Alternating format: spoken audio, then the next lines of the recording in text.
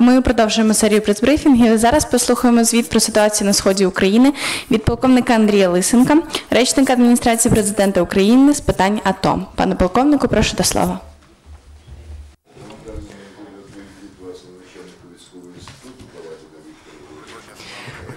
Good afternoon, dear colleagues. Last night, the enemy made a provocation on the contact line.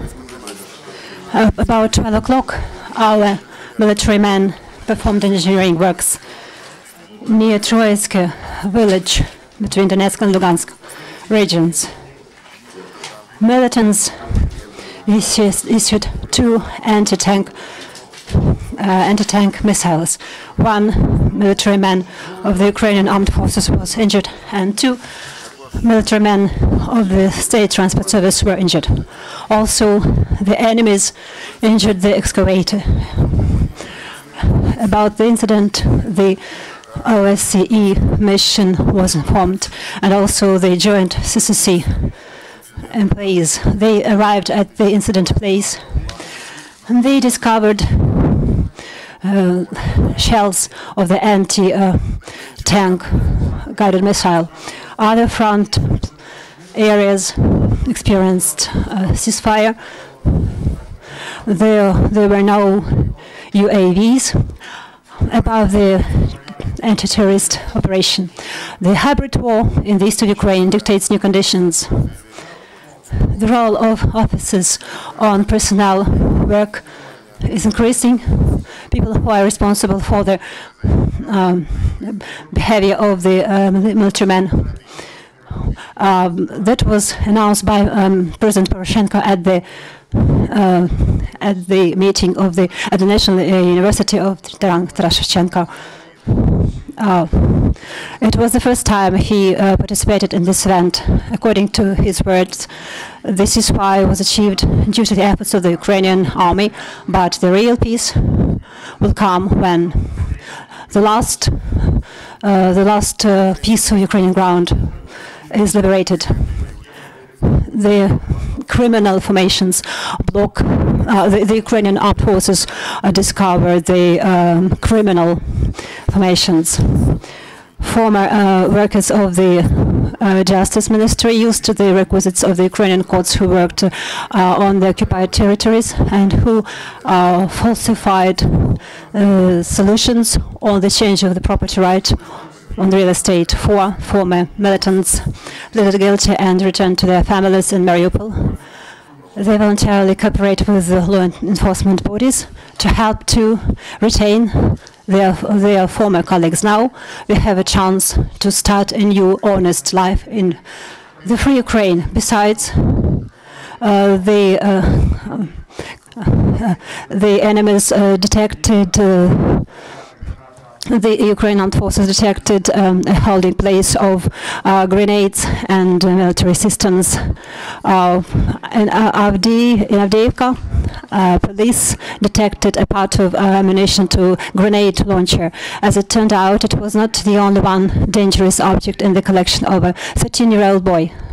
The information about the fact that the teenager keeps ammunition at home was received by law enforcement bodies during the prevention talk. During the rotation, the united team of police of Kiev went to the east of Ukraine. They will provide the protection of the civil peace in Donetsk and Lugansk oblasts. The police will help the local enforcement bodies to keep the civil order, to detect crimes, to retain violators, to detect provocative groups, and field participation of students started during several days. Police students made conclusions within the framework of the academy. They trained procedures of checkpoint, of permit regime, night work, and protecting against the attack. The Ukrainian military men keep high spirit. Yesterday, General Colonel of the armed forces reward representatives of the Ukrainian Orthodox Church, Kiev Orthodox Center, and representatives of Catholic Church received distinction marks for their participation in the process of protection of Ukraine. Seven trucks with humanitarian cargo went to the east of Ukraine from the Red Cross organizations. The trucks carried construction materials. This is about all the information and all. The first question, please. What about the situation in Trochka? This provocative act which you mentioned, will it have any effect on the withdrawal of the weaponry by Ukrainian army? Because this kind of very provocative action took place, they called in immediately representatives of the tripartite group in order to discuss this incident and to take care of any kind of actions to prevent the repetition of such impudent action. As for the withdrawal of the weaponry, we continue this procedure. Today, verification of already withdrawn weapons is going to take place. I mean, and they holding areas with the participation of representatives of the OSCE. If the decision is taken regarding the continuation of the withdrawal of the weaponry, and this decision has to be taken by the representatives of the tripartite group, then we'll continue the withdrawal of weaponry according to the schedule approved by the Minister of Defense of Ukraine. The Reuters agency, speaking about the yesterday's violation of ceasefire, how it can affect the further implementation of the Minsk agreement, and how the Ukrainian armed forces are going to respond if such cases are going to repeat.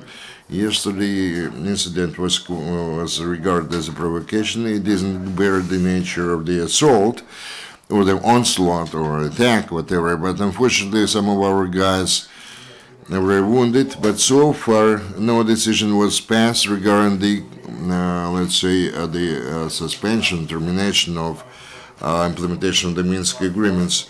We'll try to do everything possible in order to prevent such happenings in the future. Thank you very much. Any more questions or clarifications? If none, thanks a lot for your report. Our next briefing at 1300 we are going to talk. Who is going to